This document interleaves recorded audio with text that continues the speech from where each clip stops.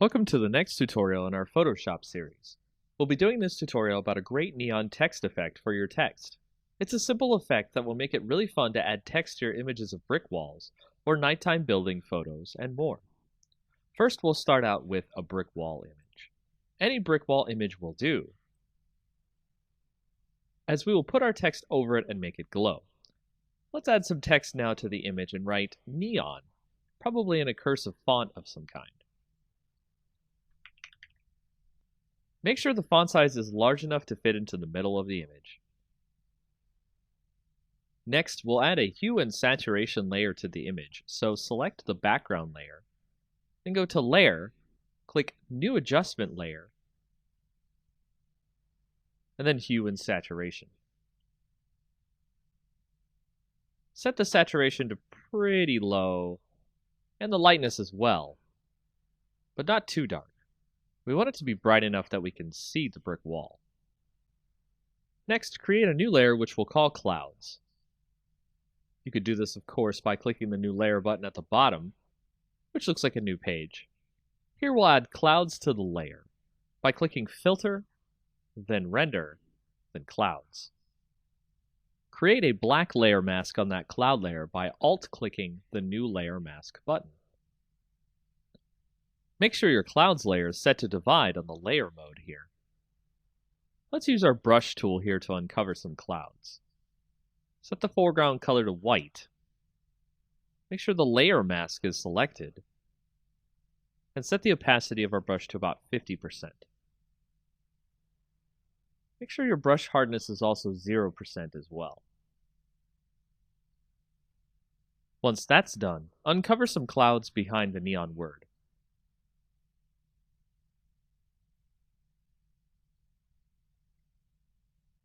Next, we'll start working on our text. Make sure to change the font of the text to something blue if it isn't already. And go into the layer blending modes. We'll add a bevel and emboss effect to the text, making sure the style is inner bevel. The technique is smooth. The depth 185, the direction up, the size 3, and the soften 16. We'll also add an inner shadow effect, where the blend mode is multiply, the opacity 40%, the distance 5, the choke 0, and the size 5. Then we'll add an inner glow effect, where the mode is screen, the opacity 75, the noise 0, the choke 0, and the size 8. Make sure to make the technique here source center. Then hit OK. Create a duplicate layer of that text. Put it below the top layer of text, then convert it to a smart object. Add a Gaussian filter using the Filter dropdown, Blur, then Gaussian Blur. Set the radius to about 11 pixels. Now we'll create the wire that the neon sign is connected to the wall by creating a new layer above the clouds layer. Set your brush first to one with a full hardness, then about 13 pixels in width. Use the pen tool here on the layer and click and drag out a line across the layers here in a curvy wave. Right-click on the line and click Stroke Path. Make sure the Simulate Pressure option is turned on.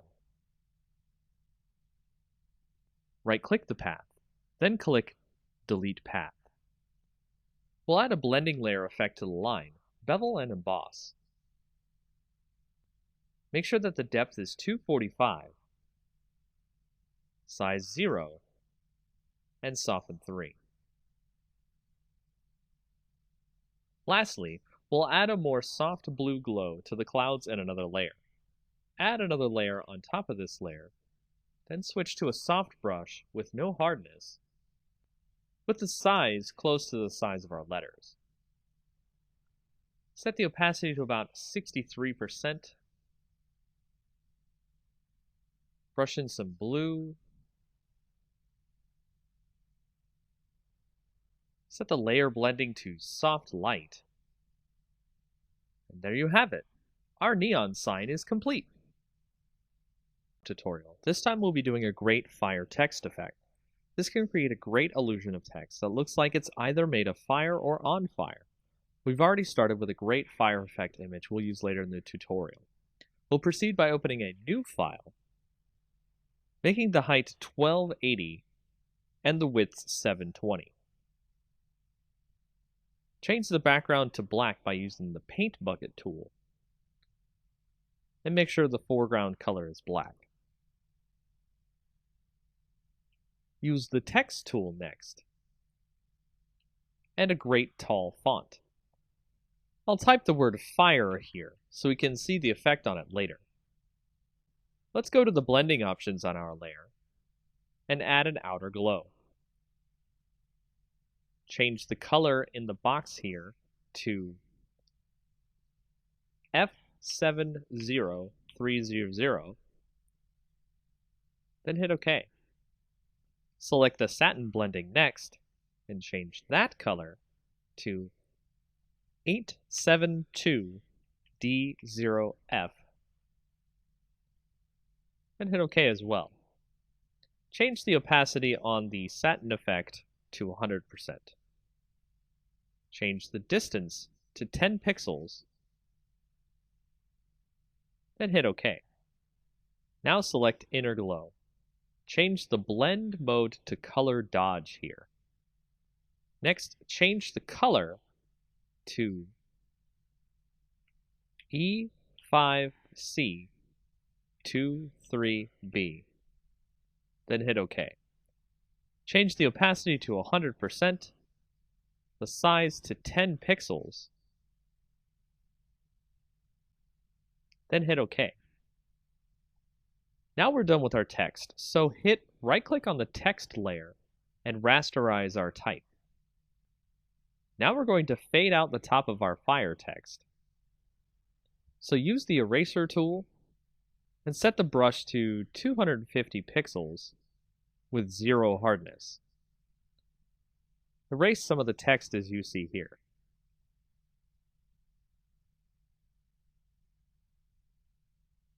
Now we'll go up to Filter, Distort, then Zigzag. Set the amount to 4 and the ridges to 4. Make sure the style is set to Pond Ripples and hit OK. Now we'll select our fire image we've opened and copy that into our text image we're working on. Position the fire image over our text, then we'll switch over to the Channels tab here next to our layers.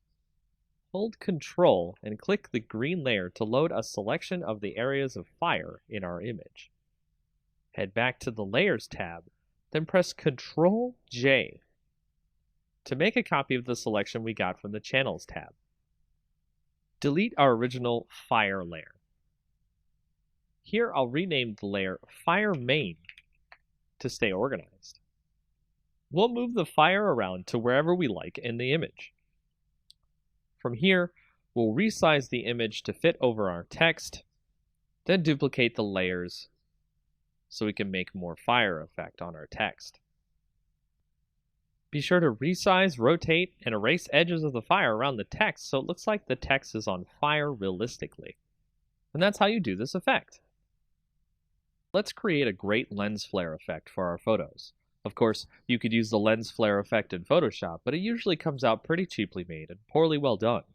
We'll go make our own effect and have it look great and professional. So we'll take our image of a sunset in the back here and add a new layer to the scene.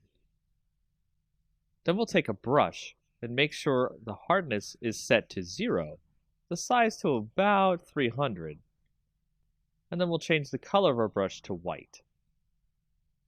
Next, we'll paint a spot and then zoom in to the brush effect on our image. We'll add some noise to our effect using Filter, Noise, Add Noise. Use about 3.5% of noise. Make sure it's uniform and monochromatic. And hit OK. The noise is going to prevent the effect from banding if we scale the effect. Now let's duplicate the layer. Through the right-click Duplicate Layer option, or you can use Ctrl-J.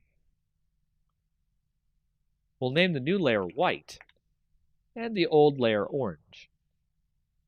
Next, we'll add color to the orange layer. Hide the white layer. Then go to Image, Adjustments, then Hue and Saturation. We'll color it by turning on the Colorize option. Move the hue over to a nice orange, and the saturation near 100%. You can make it a little lighter or darker if you'd like. Now we'll set the orange layer to a blend mode of screen.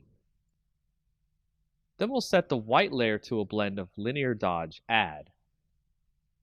With the orange layer, we're going to free transform. Draw out our orange layer a bit, making sure that the link is selected to keep the ratio. Commit the changes. We'll select both layers, and we can drag it wherever we want. So let's move them over the sun in the image, and then free transform the effect so it's large and covering the sun. Make sure your two images are centered together. Now we have our lens flare effect. If you want to make sure that you don't want to wash out the color in the image, go to the orange layer, set it to screen, and then the white layer to linear dodge add. Change the opacity of the orange layer down to 50% or so. With the white layer, we're doing the trick here, which is the fill opacity rather than the actual opacity. Set that to about 15% or 20%. You can play with the opacity and fill layer here, and also do some transforming and stretching the lens flare effect to hit more parts of the photo. This is a very quick and easy way to generate a lens flare that you have full control over the way it looks on your image. In our Photoshop series, we're going to go over a way to create a quick lomography effect. And a lomography effect is a type of effect that you might see on Instagram photos or other types of photos that make it look kind of a hipster-like or retro look. Now, it's very easy to create this look. It's actually extremely fast to create this look in Photoshop. All you have to do is open up a photo. You can see, for example, I have a photo right here. You want to go to Layer, New Adjustment Layer, and Curves. And we're going to make a new Curves layer here. Now I'm going to make the Curves layer called the lomography effect, which we'll go ahead and type that in. And you can see we've got a nice little layer that goes over our background. It also has its own layer, so that way we won't have to worry about making the effect on the image and not having it affect the image permanently. So the way we start this effect is we go through and check out the curves. So we've got the histogram here, and we want to start out by actually putting a point here and dragging it down a little bit, which you see will actually drag down some of the shadows in the image. And then you want to put a little point up here and drag that one up, which will actually drag in some more of the light into the image.